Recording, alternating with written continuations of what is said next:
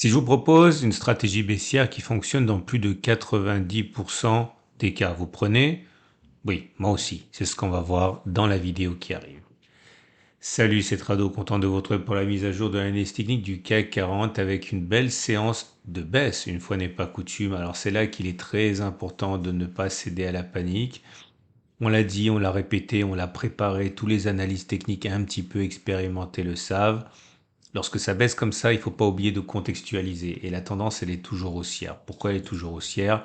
On l'a dit, on l'a répété. D'une part, il y a la pression à laquelle on assiste depuis plusieurs mois qui nous amenait à prendre plus de 20% en ligne droite. C'est une tendance qui est haussière. La moyenne mobile à 200 jours est ascendante. Donc la tendance de long terme, elle est encore haussière. La tendance de fond est également haussière. Ok, maintenant, il est vrai que la tendance générale est cassée puisqu'on est en dessous de la M20.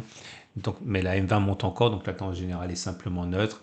Et la moyenne mobile à cette période, elle est baissière puisqu'en dessous de la M7 qui descend. Ok. Et puis également, on a cassé ce canal ascendant qui m'a été signalé par beaucoup d'entre vous. Je vous remercie. C'est vrai que je n'attache pas beaucoup d'importance au canal, à qu'il soit ascendant ou descendant, sauf dans certaines circonstances. Et c'en est une de circonstances ici qui mérite qu'on s'y intéresse puisque c'est une canal qui tient depuis maintenant. Eh bien, depuis le début de l'année, quoi, hein. Donc, c'est un canal qui est significatif. Donc, merci à vous d'avoir insisté sur ça. Maintenant, je remets pas pour l'instant, hein, la tendance haussière en question parce que tout simplement, regardez ce qui s'est passé ici, ok? Vous avez souvent des consolidations comme ça. Ben, voilà, c'est parfait ici. J'ai cherché un exemple, j'aurais dû le préparer avant, je l'ai pas fait. Vous avez souvent des hausses comme ça, avec une sorte de canal qui est cassé, mais finalement, c'est pour mieux embrasser la tendance de fond qui était haussière.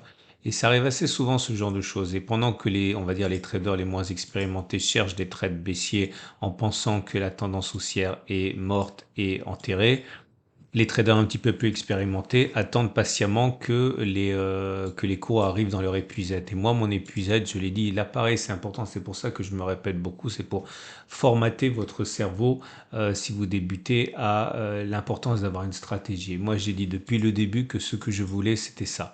Est-ce que ça va se produire ainsi? J'ai au moins deux raisons de me planter. Un, que l'on n'aille pas jusqu'à là. Deux, que l'on enfonce le support. Mais dans l'état actuel des choses, ce que je vois, moi, c'est quelque chose comme ça. Ok.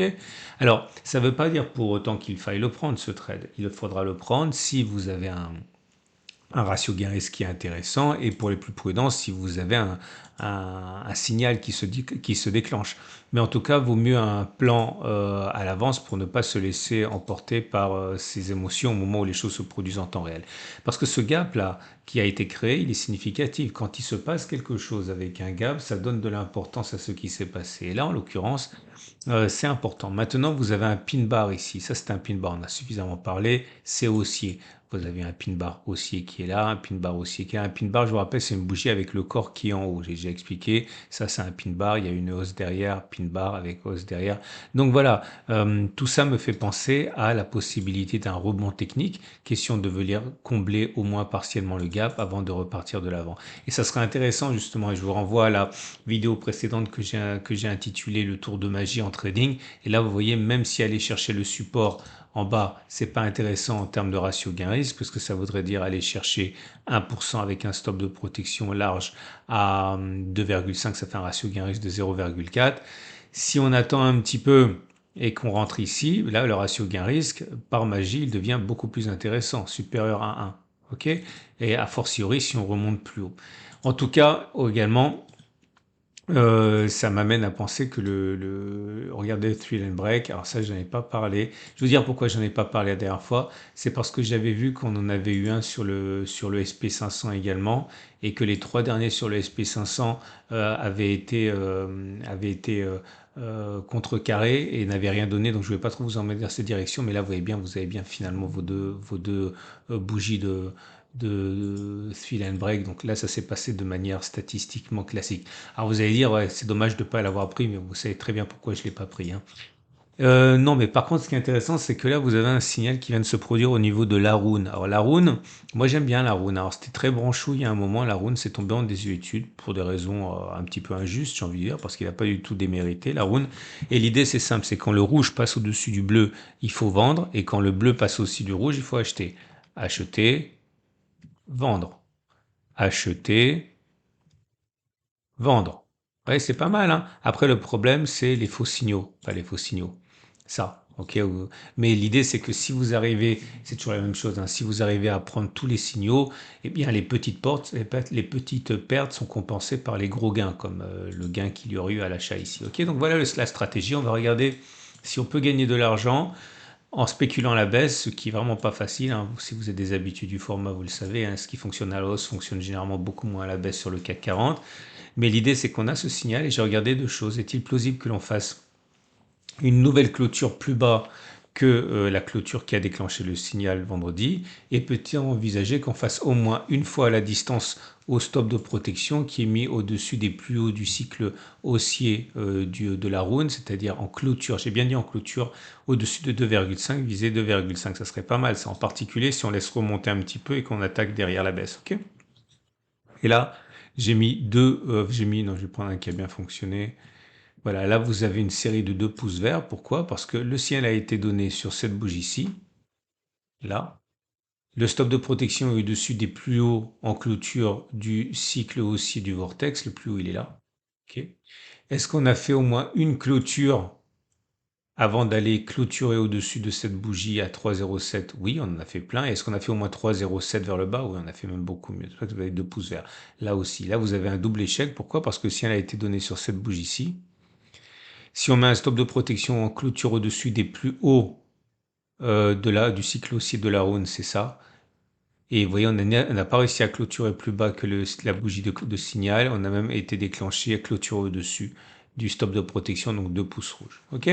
Alors pourquoi on clôture? Parce que j'ai remarqué qu'avec cet outil-là, vous avez souvent des stops de protection qui sont touchés, mais pour lesquels on ne clôture pas au-dessus, comme là, par exemple. Vous voyez, là, par exemple, vous voyez, le signal a été donné sur cette bougie-ci. Le stop de protection étant posé là, si on met un stop de protection en touchette, je perds, je suis déclenché, mais on n'a pas clôturé au-dessus. Donc c'est pour ça que je veux mettre un stop de protection en clôture et pas simplement en touchette. Ok, donc je fais défiler pour vous. Et j'ai fait le test 32 fois. Et encore une fois, je suis assez content du résultat parce que, regardez encore une fois, hein, le stop de protection aurait été touché, mais pas en clôture. Touchette, mais pas clôture.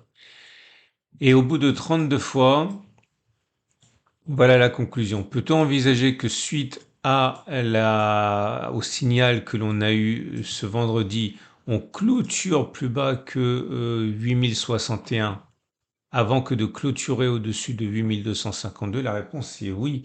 91% des cas, ça a fonctionné comme ça. 29 fois, ça n'a échoué que 3 fois. Autrement dit, ça milite, hein, pour une continuation de la baisse. La baisse n'est pas finie, que ce soit avec un rebond intermédiaire ou directement, le rebond semble de toute manière condamné, hein. Et peut-on envisager de faire une fois la distance au stop de protection positionné en clôture au-dessus de 2,37. Attention, quand on dit en clôture et pas en touchette, ici on contrôle moins la perte. Il faut le savoir, on n'a rien sans rien, hein, puisque si jamais on clôture, allez, je dis n'importe quoi, par exemple plus 5% parce que la guerre serait terminée, enfin bon, des choses très bien, mais pour la bourse, très, on va dire très perturbante, eh bien, vous ne contrôlez pas votre perte, hein, si vous spéculez à la baisse, hein. Donc la réponse c'est oui. Ça a fonctionné comme ça 20 fois, ça a échoué 12 fois, autrement dit ça fonctionne dans 63% des cas, donc à peu près 2 fois sur 3. Donc ça mérite d'être envisagé. Ok. Il y a d'autres éléments baissiers qui ont été déclenchés ce vendredi. Le SAR a été cassé, mais on a testé récemment. Euh, on va pas le retester. À noter également qu'on a d'autres signaux baissiers qui ont bien fonctionné, notamment le signal du Turtle Soup, du SAR, et puis la fameuse stratégie RSI 14, hein, dont j'ai parlé, enfin on a beaucoup parlé, j'en ai déjà beaucoup trop parlé la semaine dernière, mais voilà. Cette stratégie, j'invite à regarder toutes les vidéos de la semaine dernière. Ça a fonctionné. Le super trend a préservé les cours in extremis. Bref, il s'est passé beaucoup de choses. Et l'Ishimoku, c'est important également. La Tenkan est descendante en dessous, donc la danse immédiate devient baissière. La Kijun est plate, on est en dessous, donc la danse générale, elle est neutre, elle est plus haussière. La danse de fond est toujours haussière. Voilà, tout ça milite pour une continuation de la baisse, mais qui ne devrait pas, a priori, inverser les tendances de long terme. On va passer au trade du jour. Votre rendez-vous avec IG. IG, bien plus que du trading. Une équipe d'experts à vos côtés. Avant de passer au trade du jour, trois choses. Un, vous avez plein de vidéos qui vous attendent, notamment préparer votre retraite avec des ETF, l'or, bref, les cryptos qui arrivent demain. Pensez à regarder, ça peut vous intéresser. Et voilà les trades du jour. Si vous êtes haussier, acheter maintenant avec un stop de protection sous les plus bas, c'est pas inaudible quoi. On peut le faire, un stop de protection en dessous, mais bon, c'est un peu risqué, mais c'est totalement envisageable parce qu'on sait que les pin bars haussiers fonctionnent. Les plus prudents attendront peut-être que l'on revienne ici, j'en ai déjà parlé, et acheter. Et les baissiers, ben vous savez, hein, je pense on peut spéculer à la baisse avec l'histoire de la roue. Quant à moi, malgré le fait que tout me pousserait à spéculer à la baisse, je ne vais pas le faire tout simplement pour les raisons que j'ai déjà évoquées. Donc je suis haussier dans une tendance de haussière de moyen terme. Je vais attendre que ça consolide et puis je parierai à la hausse a priori. Ok? Excellente journée. À demain pour la mise à jour et pensez si vous aimez ce format à le liker, ça me fait très plaisir.